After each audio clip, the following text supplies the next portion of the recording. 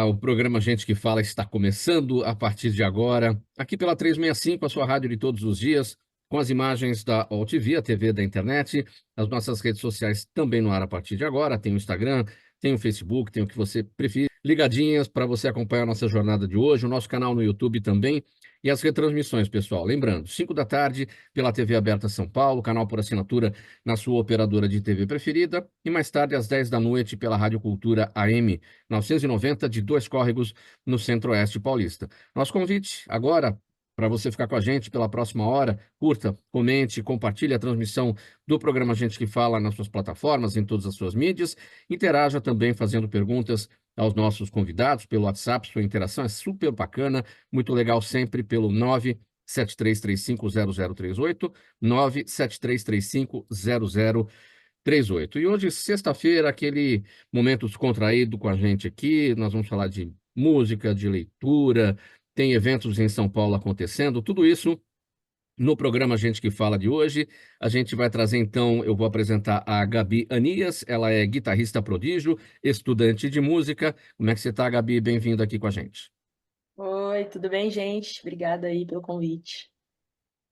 Muito obrigado pela presença. Também na bancada do Gente que Fala de hoje, Paula Furtado, escritora, pedagoga, especialista em psicopedagogia, em neuropsicopedagogia, educação especial, arte de contar histórias e arte terapia. Como é que você está, Paula? Bem-vinda.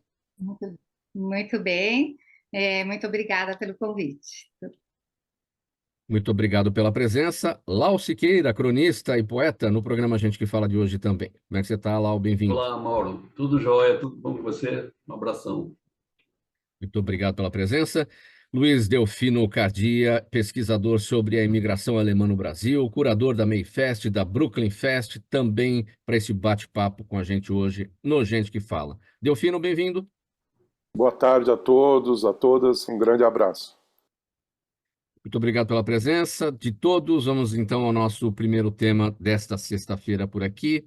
Vamos tratar sobre o seguinte: o governo de São Paulo vai ampliar o tempo de cada aula das escolas estaduais de 45 para 50 minutos. Além dessa alteração na nova grade curricular da Rede de Ensino Paulista, que vai entrar em vigor em 2025, haverá um aumento da carga horária de língua portuguesa e de matemática no ensino fundamental 2 e também no ensino médio. E algumas disciplinas serão reduzidas, por exemplo, geografia, história, ciências e educação física. Com essa mudança, a quantidade de aulas diárias passará de 6 para 7. Eu começo a respeito desse assunto com a Paula Furtado. Como é que você avalia essas mudanças? O que é que você imagina que isso trará de benefícios para o aluno, para o estudante do ensino oficial de São Paulo? Olha, eu acho ótima essa mudança, sempre que aumenta o tempo de aula, né, principalmente dessas disciplinas de português e matemática, porque se a gente trabalhar com a lógica, com a interpretação, todas as outras vêm naturalmente, né? Hoje em dia o ensino está muito autodidata, né? Com tanta possibilidades de informação assim para a criançada, para o adolescente. Então, eu acho que o principal é trabalhar mesmo esse raciocínio lógico de argumentação também na parte de português, leitura, interpretação, e o resto vem. Eu acho que aí, eu acho que é uma boa mudança, assim. Já que você falou do autodidata, né, e é fundamental, né, para isso acontecer, ter o acesso à informação e saber usar, saber absorver essa informação. Os nossos jovens estão sabendo fazer isso? Não, viu? Nem os jovens, e a gente vê até pelas redes sociais que nem os adultos, né? Às vezes a gente põe toda a informação no post, mas aí começam as perguntas: onde, quando, por quê? E tá tudo lá. Então é tanta bombardeio de informações que às vezes eles não têm essa leitura crítica, esse tempo de parar e ler. Então eu acho que essa parte do português, da leitura, da interpretação, da produção de texto é o que faz um leitor e um escritor crítico, né, argumentativo. É isso que está faltando nas nossas crianças. Você é escritora para este público, né? O público infanto-juvenil está lendo mais. Qual é o retorno que você tem, o feedback que você tem do seu leitor? Olha, eu estou surpresa, viu, que eles estão lendo bastante. Eu recebo muito feedback até de crianças. Ou eles me mandam vídeo, às vezes, de algum comentário, ou eles mandam e-mail. Nas bienais também o feedback é muito imediato. Então, eu estou muito surpresa, assim, que a criançada ainda tem esse interesse pela leitura. Então, é só a gente estimular e motivar que eles vão embora. Eles interagem bem. Na última Bienal, eu fiquei impressionada com as palestras que eu dei para os pequenos e o grau de complexidade, de como eles colocavam as questões mesmo. Eles estão bem argumentativos, mas precisa ter esse tempo de parada para a leitura e interpretar assim, o que está lendo no bombardeio de informações que a gente tem hoje em dia. Lau Siqueira, escritor, cronista, poeta, como é que você avalia? Português e matemática com mais espaço nas escolas públicas de São Paulo a partir do ano que vem. Algumas matérias serão reduzidas, geografia, história, enfim. E o aumento também, né, do tempo de aula de 45 para 50 minutos. Como é que você avalia tudo isso? Olha, eu precisaria de conhecer melhor o projeto, ver como é que ele vai se desenvolver, mas eu estava prestando muita atenção na fala de Paulo aqui, e eu acho que, por exemplo, o estímulo à leitura, a leitura literária principalmente, ele é fundamental para as escolas. Se você observar hoje as escolas brasileiras que têm o melhor IDEB, os melhores IDEBs, todas elas têm um projeto de leitura, né? Um tempo desse, em relação à matemática, um tempo desse eu conversando numa cidade do interior numa escola sobre leitura, e um professor de matemática concordou comigo. Ele disse: você tem razão, porque às vezes o aluno ele não consegue responder a questão de matemática porque ele não consegue interpretar o enunciado, né? Então eu acho que tudo é importante, mas a leitura ela é fundamental para a escola. A gente precisa cada vez mais tornar o livro é, ele popular, e a contação de história a partir da creche, eu acho, inclusive. É interessante, né? Não conseguir solucionar uma questão de matemática por dificuldade de interpretação, ou seja, é um problema com a língua portuguesa, né? Exatamente, E, acontece muito. e o contrário também é verdadeiro. Você não conseguir interpretar por conta de não conhecer a matemática ou de não entender a métrica, né? E aí você não Sim, consegue interpretar o que você está lendo. exatamente. É. Delfino, sua análise a respeito desse tema. Olha, eu sou contra tirar qualquer tipo da disciplina de história. Sem história, sem memória, você não consegue compreender. Eu acho que, é claro, é fundamental a evolução técnica de aula, o tempo de aula, mas eu concordo com os dois, tanto a Paula quanto o Lau, e a observação do Lau para mim é muito importante, é para saber como é que vai se desenvolver, como é que a rede pública de ensino vai receber esse processo e como é que se dará esse processo. Agora, eu sou das ciências sociais, né? Uma das minhas formações nas ciências sociais, eu acho que sem história a gente não consegue se colocar da importância que é, por exemplo, a democracia, quer dizer, a questão do movimento da cultura, o movimento da música, o movimento das relações humanas contra a barbárie, a favor da civilização. Então, Mauro, eu sou muito a favor que se tenha as transformações, o mundo está em movimento, o mundo digital contribui, entre aspas, estamos vendo os países no mundo retirando o celular dos jovens, né? É uma nova forma de repensar a educação com esse mundo digital, mas eu também quero uma observação da importância da história, da geografia nesse caminhar. A gente aprende com a literatura, história e geografia, né? Estamos aí, todos esses grandes escritores que eu tive a formação, Jorge Amado, enfim, que eu aprendi muito da história do Brasil, a questão da cultura, a partir Graciliano Ramos, né? Enfim. Então eu acho que é uma coisa para se pensar. Eu ainda quero ver como é que isso se dará, mas sem memória, sem história e sem geografia, você pode ampliar o português, mas você não consegue localizar, né? Com disciplina. Mas é uma visão que eu acho que quanto mais o português, quanto mais leitura, mais conhecimento. Então, por um lado e por outro, mas eu sou dessa observação, assim. É tudo amarrado, né, Delfino? Você com uma boa situação na língua portuguesa, uma boa interpretação, você se interessa pela história, né? E história é importante, você entender o passado, conhecer o passado, saber como foi, para entender o presente, né? E poder pensar o futuro também, né? A geografia é para a gente entender as mudanças que o mundo tem geopoliticamente falando, né? Enfim, tudo isso decorre, né, de uma boa base na língua portuguesa, certo, Delfino? Gabi, seu entendimento, você é jovem, 18 anos de idade, em que momento você está aí do seu estudo? Eu acabei de me formar, formei ano passado no ensino médio, estou cursando música atualmente, e eu concordo que está tudo um pouco amarrado. Eu acredito que essas matérias base, o português e a matemática, elas são muito essenciais, até para a gente entender a nossa língua, interpretação de texto, que é fundamental para qualquer outra matéria, história, geografia, você tem que saber de interpretação de texto.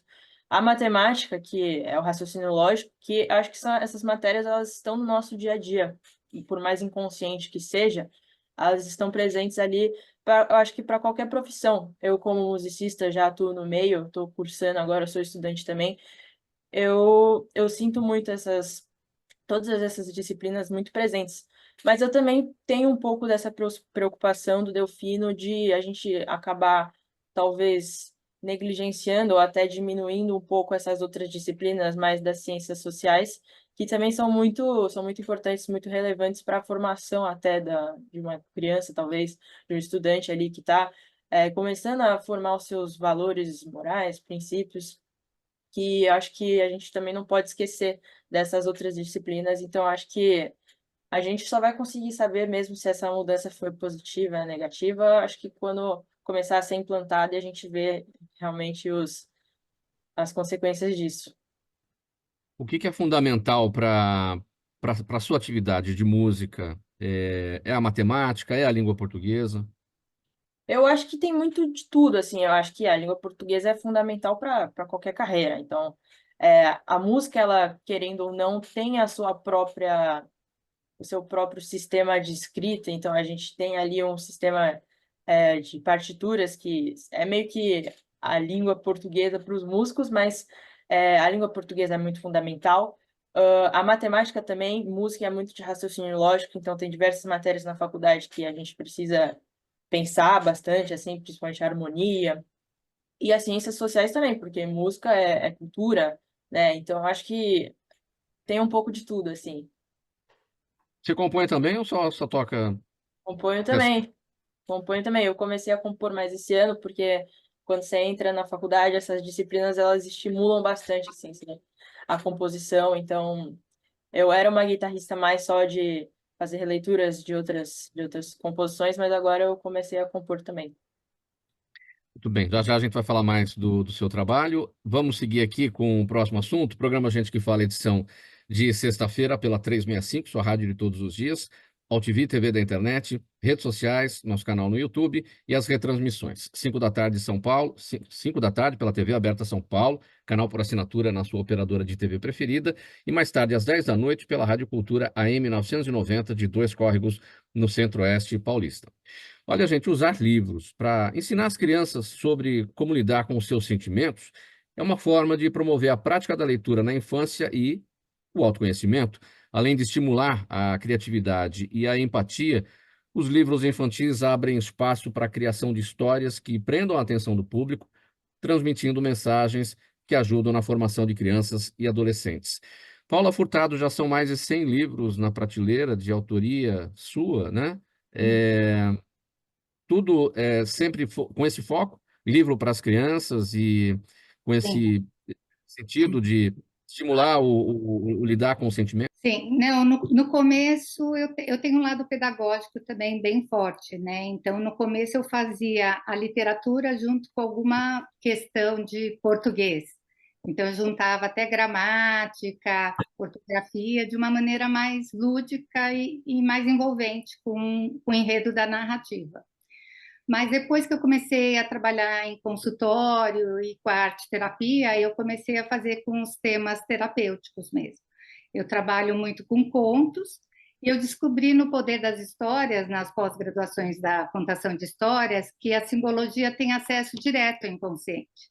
Então, sempre que algum ouvinte, né, tá lá escutando a história, ele faz analogia da história de vida dele com o enredo do personagem. Então, é como se ele também vivesse aquelas dificuldades dele na pele do personagem. E aí mostra para ele que ele tem possibilidades de lidar com os conflitos e ter o final feliz. Então, sempre nas histórias, elas já são terapêuticas por si só.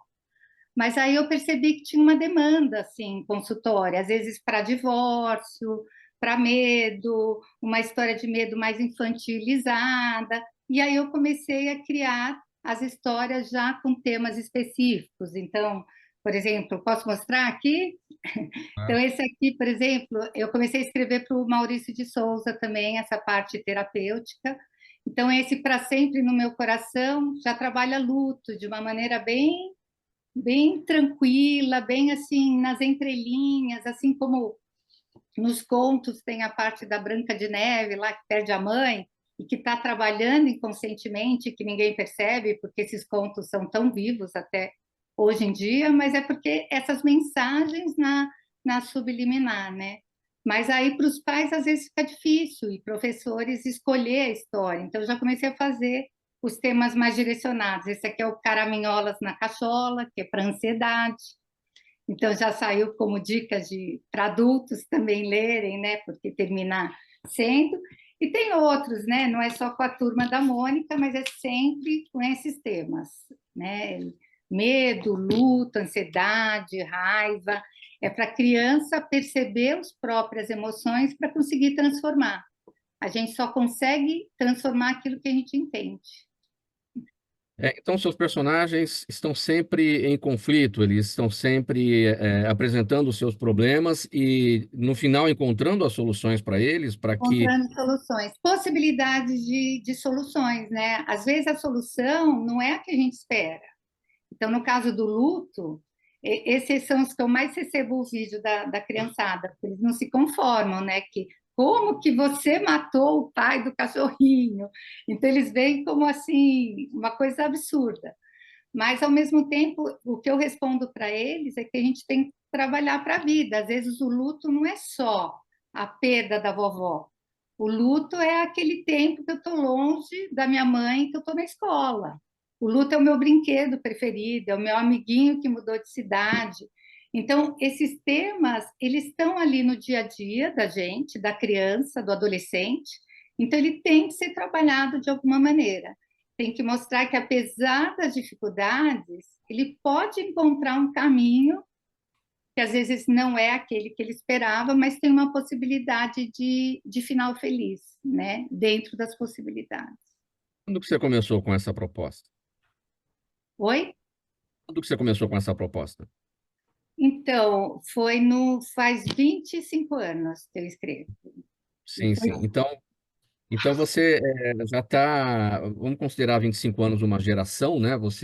As suas crianças já cresceram, já estão adultas e já provavelmente resolveram os seus conflitos do seu trabalho. Agora, esse retorno você tem dos adultos e um outro, no meio dessa geração toda, veio uma pandemia, ou seja, muito mais conflitos e fantasmas e problemas de saúde mental que surgiram na esteira disso, né?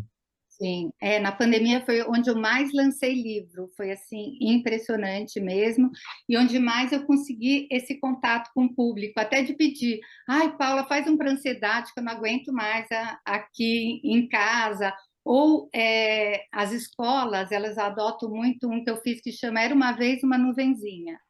É uma nuvenzinha que se alimenta e ela infla com raiva. Então ela vai pousando na cabeça de quem tem raiva, e é assim que ela vai conseguindo sobreviver. E eles falam, muitas escolas eu já recebi, que é a nuvenzinha roxa, né? E aí falam que quando o amigo já está começando a ficar muito bravo, alterado, eles falam, olha a nuvenzinha roxa. Então, o feedback é muito bonitinho mesmo.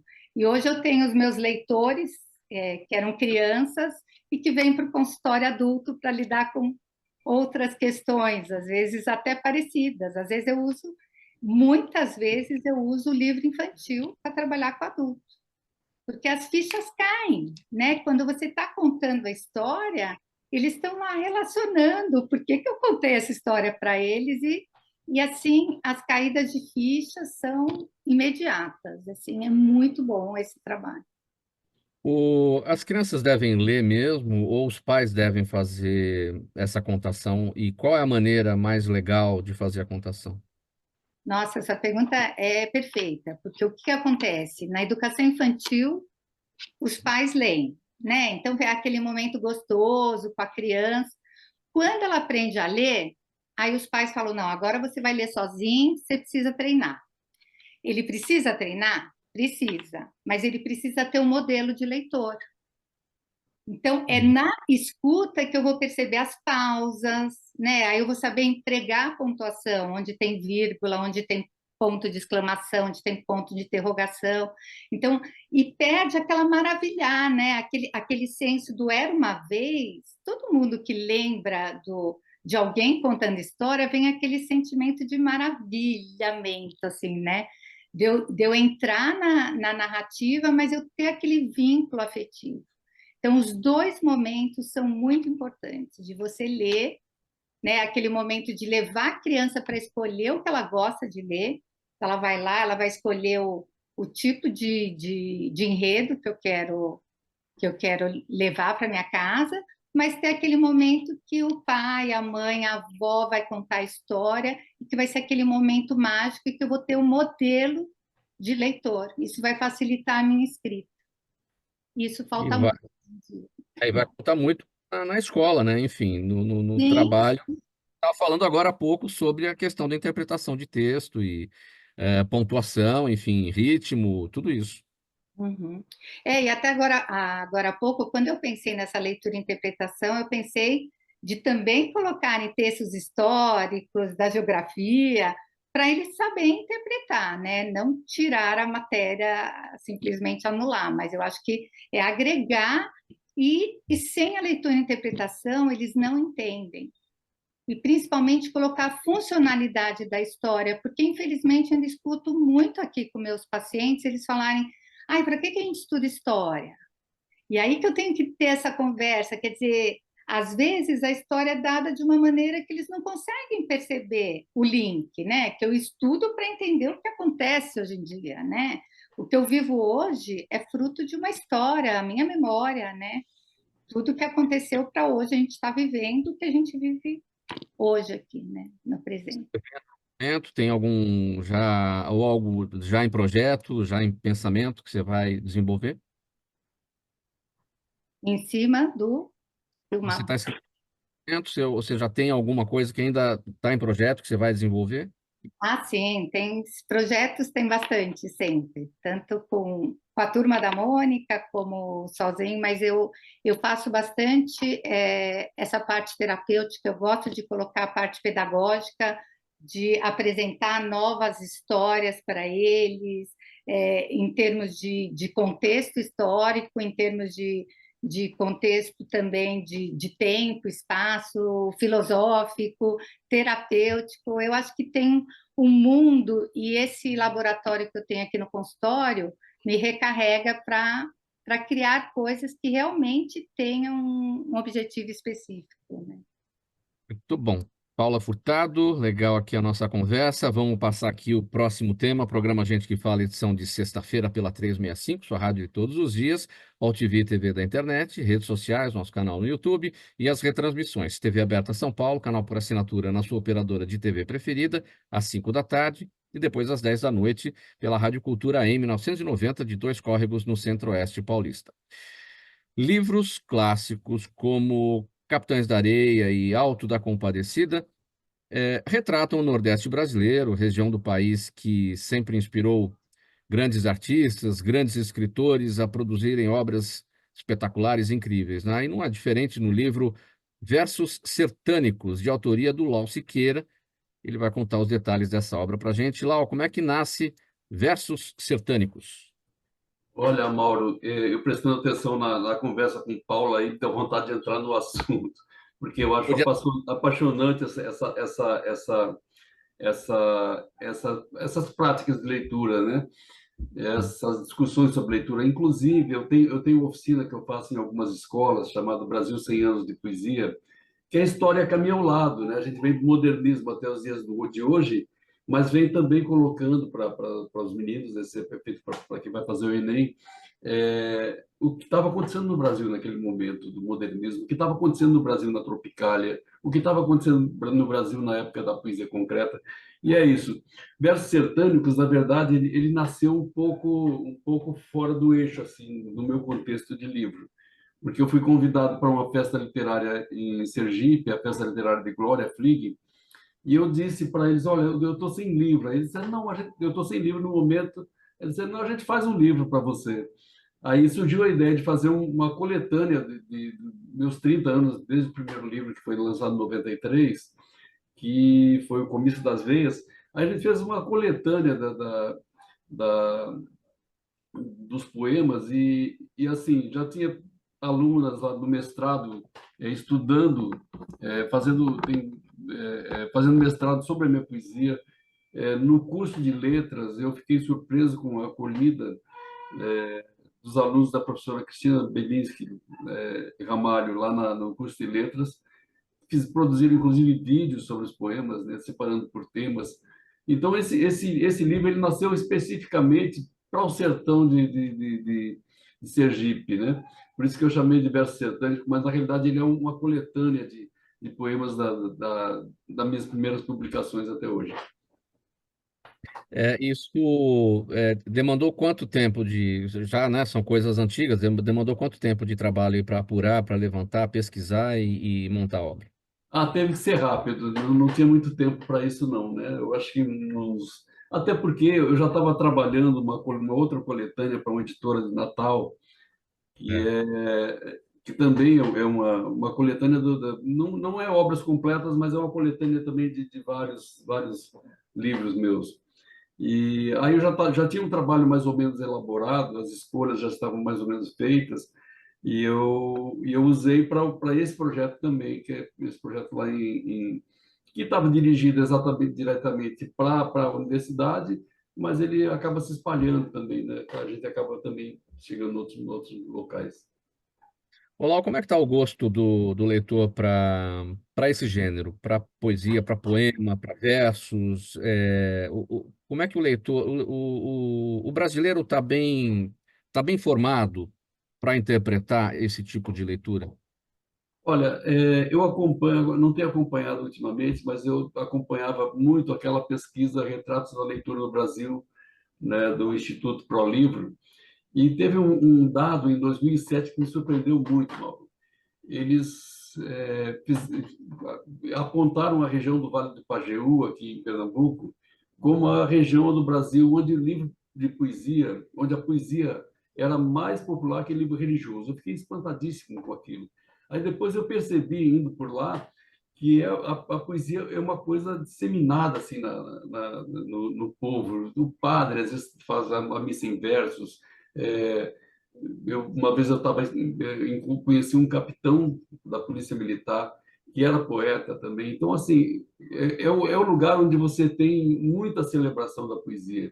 De Monteiro, na Paraíba, até São José do Egito, você encontra muitas estátuas de poetas, por exemplo, né? Que é uma coisa que não é comum no resto do Brasil. Você tem de Drummond, tem de Quintana em Porto Alegre, mas não é comum nesse montante de poetas que a gente não conhece, porque a poesia está no cotidiano do Nordeste. O Nordeste é extremamente literário, extremamente poético, né? E principalmente essa região é uma coisa que me surpreendeu muito, porque essa pesquisa é uma pesquisa extremamente séria, né? Mas eu acho que a leitura ainda é um grande desafio. Algumas escolas na Finlândia, por exemplo, estão retornando aos livros e largando os tablets e o computador, né? Que eu acho que a leitura ela na realidade é estruturante de toda forma de conhecimento. A leitura literária, por exemplo, você não consegue, digamos assim, conhecer a história do Rio Grande do Sul sem ler Érico Veríssimo. Você vai ler os livros de história, mas para conhecer a alma do povo gaúcho você tem que ler Érico Veríssimo, tempo e vento. Mário Quintana? Mário Quintana. Eu tive o prazer de fazer uma entrevista com ele. aos 80 anos. É uma característica dos autores aí do Nordeste, a poesia, ou não? Temos de tudo. Eu citei aqui Capitães da Areia, Jorge Amado, não é? É um romance, né? É Alto da Compadecida, Ariano Suassuna, né? Enfim. Mas não faltam grandes nomes com obras incríveis no Nordeste. Mas a poesia é uma tônica que prevalece aí? Eu acho que sim. Eu acho que sim, inclusive, é uma das coisas que me surpreendeu, porque eu moro aqui desde 85. Eu nasci na fronteira com o Uruguai, em Jaguarão, morei muito tempo em Porto Alegre e depois mudei para cá. E Carlos Drummond de Andrade já chamava Leandro Gomes de Barros, o pai do cordel, de o príncipe dos poetas. E hoje eu vejo que o cordel ressurge com muita força aqui. O que eu vejo é uma distância muito grande entre o mercado editorial e a produção literária, mas isso é de modo geral, né? Isso é de modo geral. Hoje, eu acho que o Brasil está vivendo um momento interessante do ponto de vista da nova produção literária, e no Nordeste também. Aí vem Itamar, esqueci o nome, sobrenome, Itamar Vieira, né? E tem Maria Valéria Rezende, tem vários autores e autoras que despontaram a nível nacional, né, com a sua literatura, e que moram por aqui, pelo Nordeste, por Minas. Aliás, essa divisão geográfica, Mauro, eu acho que ela se contradiz um pouco. Você tem regiões de Minas que parecem muito com o Nordeste, né? Parece muito com o Nordeste. Então, a questão geográfica, assim, às vezes ela não é, por isso que aquele assunto que você puxou no início, se a gente quisesse fazer o programa todo sobre ele, porque ele puxa tudo isso, a geografia e a história estão diretamente ligadas à literatura, a todas as áreas de conhecimento. Ora, a poesia no Nordeste, os versos querem contar o que exatamente sobre o Nordeste? Porque quando a gente fala de Jorge Amado, romancistas, e de Ariano Suassuna também, a gente sabe, pelas obras, eles estão sempre contando as dificuldades do povo nordestino, enfim, trazem o dia a dia, né, de um passado, né, que muitas vezes ainda é presente, né, na realidade da pobreza, né, que a gente ainda observa, infelizmente, no Nordeste. Na verdade, eu acho que existe um certo estigma ainda com o Nordeste, né? Mas você tem uma diversidade muito grande aqui. Você tem, por exemplo, Natal, até muito pouco tempo atrás, era um polo importantíssimo de poesia de vanguarda, de poesia visual, de poesia concreta, né? Que não dialoga exatamente com essa estética da seca, com a estética do sertão, né? Então, hoje, inclusive economicamente, o Nordeste mudou muito do tempo que eu vim para cá até hoje, né? E tudo isso se reflete na literatura. Com certeza, nós temos ainda é, autores falando das secas, que é um fenômeno, né? E hoje, assim, com as mudanças climáticas, não é um fenômeno exclusivo do Nordeste. Você vê seca hoje no Rio Grande do Sul, né? Então, eu acho que não é mais determinante a questão da estética da seca, não é mais determinante por aqui, sabe? Você tem autores escrevendo sobre temas variados, né? Autores sendo premiados em vários prêmios no Oceano, no Jabuti, sabe? E a poesia ela é de uma diversidade enorme, assim. Você tem poetas, eu não sei que fase do modernismo nós estamos, né? Terceira, quarta, quinta, eu acho que a gente já está na sexta, sei lá, mas tudo é consequência do modernismo. Você tem poetas como Sérgio de Castro Pinto, por exemplo, uma obra fantástica, né? Antônio Mariano, isso eu estou falando só da Paraíba. Então, assim, há uma diversidade muito grande, não dá para você focar e dizer assim, falar em poesia nordestina. A gente tem que saber que Nordeste você fala, porque a região da mata é uma geografia, a região litoral outra geografia, o sertão outra geografia, sabe? E dentro disso, claro que você tem uma diversidade muito grande de produção em todas as áreas da arte, não somente na literatura. Legal. Lau Siqueira e a sua obra Versos Sertânicos. A gente vai mudar literalmente a página. A gente falou dos livros da Paula, falamos do livro do Lau. Vamos mudar a página para sair da literatura, sair da leitura. Mostra, Lau. Você estava mostrando a página? Sim, A está capa? aqui. Está aqui. Muito bem. Acaba na Então minha vamos, filha. vamos para música, porque o inglês Eric Clapton esteve aqui no Brasil em setembro por uma série de shows, né, gente? Foi um espetáculo em comemoração aos 60 anos da carreira dele. E agora, em homenagem a esse, que é um dos maiores guitarristas de todos os tempos, a guitarrista prodígio Gabi Anias, 18 anos de idade, vai subir ao palco aqui em São Paulo para apresentar o show Eric Clapton Tribute, agora no dia 6, né? 6 de novembro. Gabi, como é que surge essa sua paixão aí por Eric Clapton? Bom, vamos lá. Eu sempre gostei muito, eu sempre me inspirei muito no Eric Clapton como guitarrista. Então, eu acho que a forma dele de tocar vai muito além da guitarra. Então, ele tem a ferramenta de expressão, ele usa muito bends, vibratos, slides, que são técnicas de guitarra que priorizam mais essa expressão do que você está sentindo, colocar ali no instrumento. Então, eu sempre via muito isso nele e me inspirava muito nessa parte da tocabilidade dele, do meio de expressão. E ele sempre foi um guitarrista muito na dele, que às vezes eu me identificava também. Eu, quando comecei a tocar, eu era bastante tímida. Então, o Eric Clapton sempre foi essa figura bastante representativa para mim, no quesito de tocar guitarra. E eu estava buscando assim opções, eu queria muito fazer um tributo para alguém que me inspirasse muito, né, uma forma de homenagem. E aí uma das ideias foi o Eric Clapton, e para mim, quando eu pensei nele, já foi certo, assim, que seria ele quem eu iria homenagear. Então, o nosso show, ele basicamente conta uma história, assim, diferentes fases da vida dele, diferentes momentos da vida dele, contados nas músicas, né, que a maioria são composições dele, mas também tem releituras que ele fez de outros artistas. Então, esse show é uma homenagem, assim, ao guitarrista, ele também é cantor, né? Meu irmão é o cantor do tributo, e eu toco guitarra, então é uma homenagem a ele, esse guitarrista incrível e cantor também que ele é, e compositor também. Cantor, guitarrista, compositor e com a sua marca não só no rock, mas também no blues. Os dois gêneros aparecem aí no seu tributo? Totalmente, tem um subgênero, né, uma fusão desses dois gêneros que é o blues rock, que eu acho que é o principal gênero que o Eric Clapton se encontra ali, né? Então tem músicas que são blues assim raiz, tem músicas que são mais puxadas para o rock, mas a maioria é uma fusão desses dois estilos, então fica um blues rock ali bem legal. E a gente também, quando a gente fala de Eric Clapton, de músicas, das músicas dele, a gente tem inúmeras versões. Então, ele, uma característica dele também, ele sempre grava bastante dos shows. Então, se você vai pesquisar lá uma música no YouTube, no Spotify, assim, tem uma lista assim de versões da mesma música. Então, foi um desafio também para a gente escolher que música, que versão que a gente ia fazer. E esses gêneros, eles vão alterando, assim, dependendo da versão. Assim, tem uma música que ela pode estar tanto numa versão mais blues, feita por ele, tanto num rock, assim, um pouco mais pesado. Então, assim, tem de tudo. E a gente fez um mix ali para ficar legal nos dois estilos. Com que idade você começou a tocar guitarra? Na verdade, eu comecei no violão. Eu comecei a tocar violão com 8 anos ali. E eu fiz aula de violão dos 8 até os 9, 10.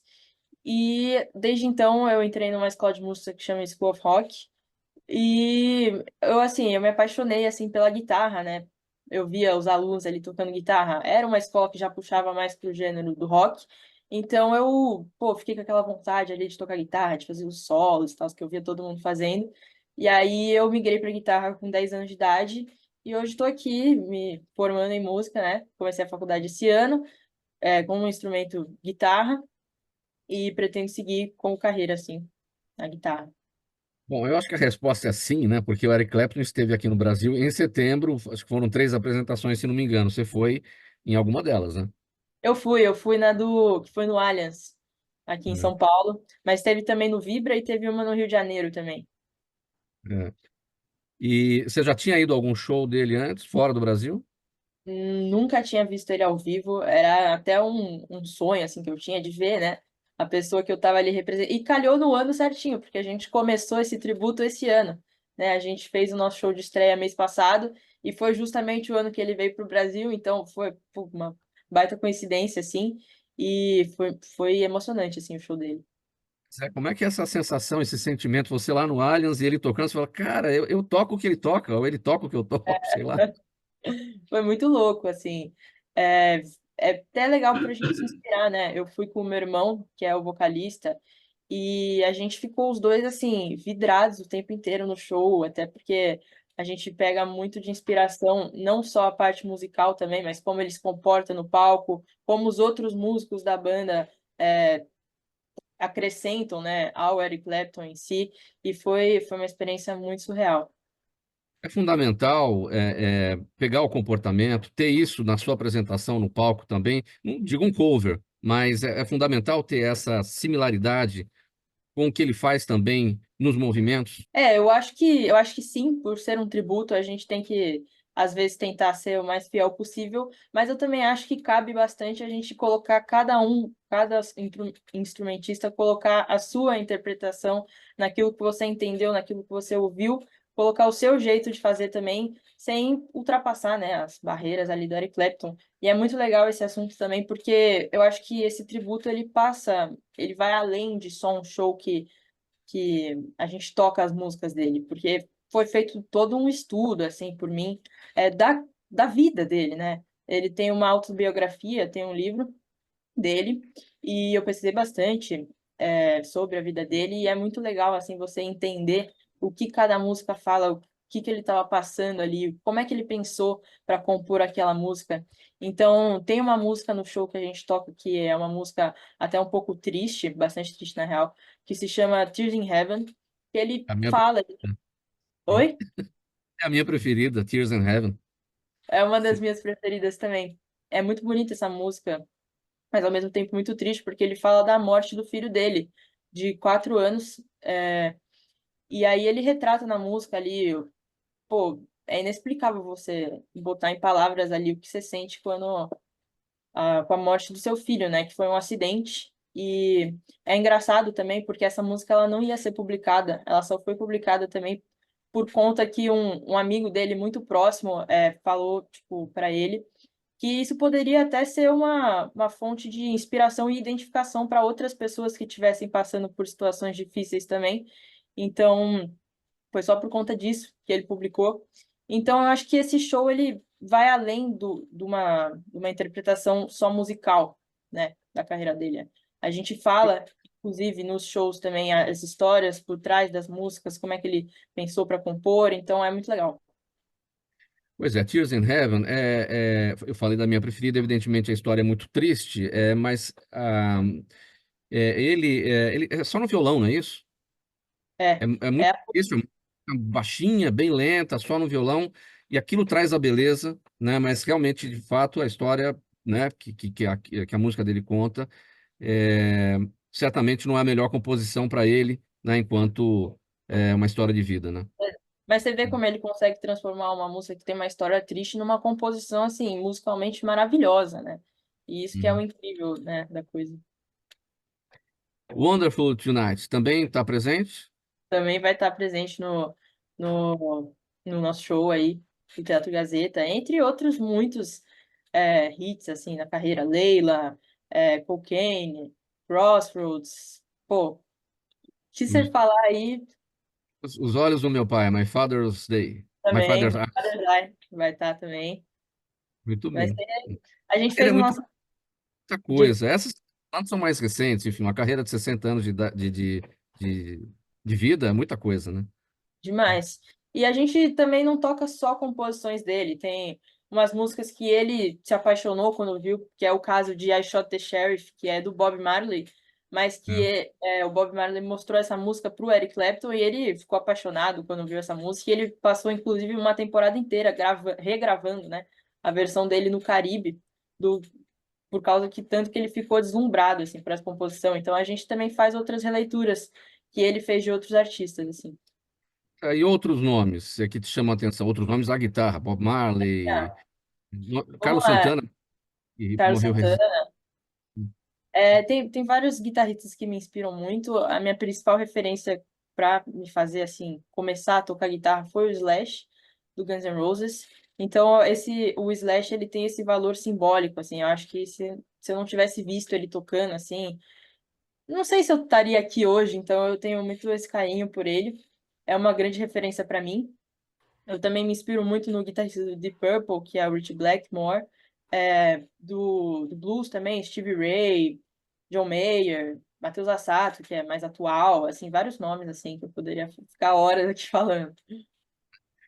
Bom, muito bom. Vamos fazer o serviço aqui. Eric Clapton Tribute, no Teatro Gazeta, dia 6 de novembro, 8h30 da noite, com a Gabi Anias. Ingressos no Simpla, entre 50 e 100 reais. É isso, Gabi? Isso aí. Só dia 6? Não, vão ter outras datas também. A gente fez a nossa estreia dia 15 de outubro, foi mês passado. Aí o próximo é esse dia 6 e em dezembro tem outro também. E a gente pretende continuar aí no ano que vem também. Parabéns, Gabi. A guitarrista prodígio Gabi Anias. Então, repetindo aqui, Eric Clapton Tribute, Teatro Gazeta, 6 de novembro, 8h30 da noite. Simpla, os ingressos por lá entre 50 e 100 reais. Vamos falar agora com o Luiz Delfino. Vamos tratar da 28ª edição da Brooklyn Fest, que vem aí, vai acontecer nos próximos dias 9 e 10. É a festa alemã que tradicionalmente ocorre em outubro e foi adiada para esse mês de novembro, né, por causa dos temporais que estavam previstos para acontecer no mês passado. Você se lembra, era para acontecer no final de semana, na sexta, a gente veio aqui alertar que o evento estava sendo adiado por conta do clima, né? Neste ano, além da grande quantidade de barracas de artesanato, comidas típicas e inúmeras atrações culturais, a Brooklyn Fest vai celebrar os 200 anos de imigração dos povos de língua alemã no Brasil. Delfino, eu sempre começo a entrevista com você, todo ano que a gente fala da Brooklyn Fest, com essa mesma pergunta. Já virou tradição, né? Olha, eu quero sempre agradecer ao Camunha sempre quando eu venho aqui, essa diversidade de pessoas, de pensamentos é fundamental para entender o país de hoje e essa geração. E eu me identifico com a geração da Gabi, porque eu também sou estudante de acordeon.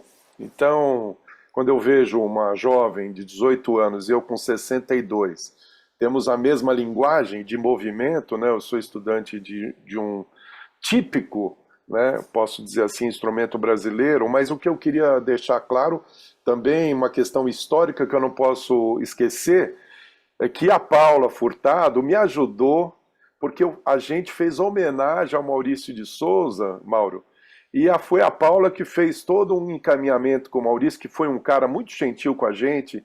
Ele doou uma época o Cebolinha, a Mônica alemã, com o figurino alemão, e depois fizemos homenagem pela carreira dele, e a Paula fez um alinhamento com a Mauri, que foi receber. Então agradecer a Paula, eu vi o nome dela, depois falei, ela deve ser. Mas o que eu queria dizer, que eu acho que esse programa se alinha com a juventude da Gabi, porque nós vamos ter rock and roll dentro do nosso festival. Nós vamos ter orquestras do Colégio Visconde de Porto Seguro, do ensino fundamental, a Big Band, com o Ribalta, que é o maestro. Enfim, nós vamos ter a banda de alunos também, a saideira lá dentro do evento. Nós vamos ter a Denise Mello, que vai falar sobre as compositoras mulheres brasileiras, né? Então, além disso, nós vamos ter um espaço de literatura, onde nós temos um sarau chamado Canções das Palavras, onde a palavra é a valorização do momento do sarau. Não é a música está de fundo, apenas de composições quando muda os 3, 4 poetas, e vem poetas do Brasil inteiro, vem de São Paulo, e ele é organizado pela Academia Contemporânea de Letras de São Paulo. Então a gente está trazendo poetas de Nova Friburgo, cidade de imigração suíça-alemã, estamos do Rio de Janeiro, Niterói, São Gonçalo. Estamos também fazendo uma ação, Mauro e amigos e amigas, sobre a questão afrodescendente. Então nós temos a Joselene Negra Black, que é lá de São Gonçalo, que é um município de imigração alemã importante também. O Vitor da Trindade, do Embu das Artes, Teatro Popular Solano Trindade, neto do poeta Solano Trindade, também faz uma ação dentro do evento. Mas eu queria lembrar que, além da gastronomia diversa do mundo inteiro, tem gastronomia suíça, portuguesa, doces poloneses, árabes, acarajé da Bahia, o Iceman, né, que todo mundo conhece, o joelho de porco, três restaurantes da entidade social Sobei. O que eu acho que é importante dizer, tudo isso é a poesia do evento. Nós vamos fazer uma homenagem também ao Cetrasa, que é o Centro das Tradições de Santo Amaro, com uma exposição alemã também de Santo Amaro, do bairro de Santo Amaro. Eu queria só deixar claro, nós estamos fazendo homenagem aos 70 anos da Catedral da Sé, porque ela foi projetada por Maximilian Hell, que é um engenheiro alemão, e ela completa esse ano 70 anos. A Igreja Luterana, a Igreja da Paz, ali da Verbo Divino, Zona Sul de São Paulo, completa 65 anos. Então, dentro desse patamar, estamos homenageando a colônia suíça de Indaiatuba, o município de Indaiatuba e José Carlos Banhart, que foi presidente lá da colônia suíça. Estamos homenageando 3 grupos folclóricos importantes. Tanzfreunde, do Colégio Benjamin Constant, Edelweiss, do Coping, Clube Coping, e Sonnenschein, de Nova Petrópolis, Rio Grande do Sul. Então, você vê que a ideia nossa é compor um festival de rua, dizendo: festival de rua é cultura, é movimento e mostra a diversidade cultural do Brasil. Você falou da juventude, né, Delfino? Tem um abraço para você aqui do Chico Schiavon, do baterista Pô, Chico, sim. 10 Ó, anos de idade. A gente está falando aqui da Gabi, guitarrista prodígio, tem o Chico Schiavon, guitarrista prodígio. Ele vai estar no dia 9, né? Tocando com a orquestra do colégio onde ele estuda. E o Chico Schiavon, filho do nosso amigo Pedro Schiavon, com 10 anos de idade, o prodígio da família Schiavon, né? De Luiz Schiavon, né? sim. Saudoso Luiz Schiavon, fundador da banda RPM, né? Eu fico feliz, que eu queria dizer para a Gabi e para o Chico, que o Chico começou com um grupo, tá certo? Um grupo de música da Bateras Beat, que é uma escola, Bateras, né? A escola de música é muito importante ali no Morumbi, e ele me deu, no ano passado, as baquetas. Ah, que Chico. legal. Mas ele tinha 8 anos. E o sucesso dele no evento, no festival, foi tão grande que depois ele também, eu acho que pelo talento dele, e que está aqui, porque quando ele virar um grande baterista, que ele já é, eu vou guardar isso com muito carinho, junto com o do Rubinho Barsotti, do Zimbo Trio, que eu também tenho, né? Então eu fiquei muito feliz sabendo que o Chico também, depois da participação no nosso evento, ele também agora é baterista da orquestra do Visconde de Porto Seguro. Então o nosso evento dialoga com a geração de 62 anos, que é aluno, né, de acordeon, dialoga com o baterista de hoje, 10 anos, né? E eu fico muito feliz aí com a trajetória dessa turma, e dizer que a poesia está dentro do nosso tema, abrindo os festivais nos dias, dizendo da importância dos poetas na vida cotidiana brasileira e da literatura, né? Então eu sou o maior defensor da poesia dentro de um festival de rua, né? Delfino, 28ª Brooklyn Fest, todo ano ali pelas ruas do Brooklyn, Joaquim Nabuco, Barão do Triunfo, Rua Princesa Isabel, Bernardino de Campos, é o dia inteiro de muita coisa legal, celebrando os povos, celebrando a cultura alemã especialmente, das 10 da manhã às 10 da noite, e agora, né, confirmado nos dias 9 e 10 de novembro, certo, Delfino? Exatamente, o tema é Em Viagens de Descobertas. Todas as apresentações vão falar sobre memória. E memória não é passado, memória é processo do presente. É o que se acumula e na maneira da sua leitura. Então, vai ser interessante porque a abertura de um sarau de poetas do Brasil inteiro, falando sobre a sua poesia, sobre a sua história, converge e conversa com todas as apresentações artísticas, com o seu artesanato, com 16 entidades sociais que participam. A entrada é gratuita, o acesso é livre, é um espaço democrático, aberto, onde a gente ganhou mais 2 espaços, uma galeria virou um espaço cultural, o estacionamento do edifício vira a nossa rádio interna do evento. Então, Mauro, é um evento que tem muitas coisas também com a sua comunidade, né? a abertura das ruas, a abertura de um estacionamento de um edifício virar rádio, a galeria que abre espaço para suas lojas virarem exposição, né? Então é muito interessante. Gabi, só uma pergunta aqui bem rapidinho, 15 segundos, a gente está no final aqui do nosso tempo. É o Jaime que está participando com a gente, ele está todo dia, né, ligadinho aqui no Gente que Fala, fazendo perguntas para os nossos entrevistados. Duane Eddy, não sei se é assim a pronúncia, Duane Eddy e Ozzy Osbourne, evidentemente. Ele quer saber se podem ser considerados grandes referências da guitarra. Totalmente. A banda do Ozzy Osbourne era. Ozzy Osbourne é o que eu consigo falar melhor aqui. Esse outro eu não sei se eu entendi, acho que eu não conheço. Mas os guitarristas que já passaram pelo Ozzy são, assim, excepcionais. O Zakk Wylde, o Jake Lee. O Jake Lee é uma grande referência para mim. E eles são de um lado um pouco mais pesado do rock and roll, que eu também gosto.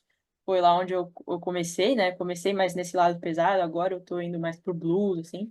E eu me inspirei muito neles também. São Não, guitarristas sensacionais. não à toa, Ozzy é o nome do meu pet aqui em casa, o roqueiro do pedaço. Não, o Vamos, Ozzy, sim. incrível. Vamos colocar um ponto final aqui na nossa É, sessão. O tempo acabou e estava super saborosa aqui a nossa conversa, super divertida e com muita informação bacana de cultura, de leitura, de música e tudo de bom para a nossa audiência. Quero agradecer Gabi Anias, guitarrista prodígio, estudante de música, Paula Furtado, escritora, pedagoga, especialista em psicopedagogia, neuropsicopedagogia, educação especial, arte de contar histórias e arte terapia, o cronista, poeta, Lau Siqueira e o Luiz Delfino Cardia, pesquisador sobre a imigração alemã no Brasil, curador da Mayfest e da Brooklyn Fest. Programa Gente que Fala, sempre realização da ABCom, 23 anos no ar, apresentação minha, Mauro Friesman, a Zenilda Salvato, nossa diretora de produção, o jornalista Fausto Camunha, nosso diretor-geral, você do outro lado, espectador, internauta, ouvinte, a razão da nossa presença aqui todos os dias. Para desejar um bom fim de semana para todo mundo, com muita diversão, com muita arte, com muita cultura, buscando novas energias para a semana que vem. A gente se vê na segunda-feira, a partir do meio-dia, aqui pela 365 e por todos os nossos canais. Um abraço, tchau, gente, até lá.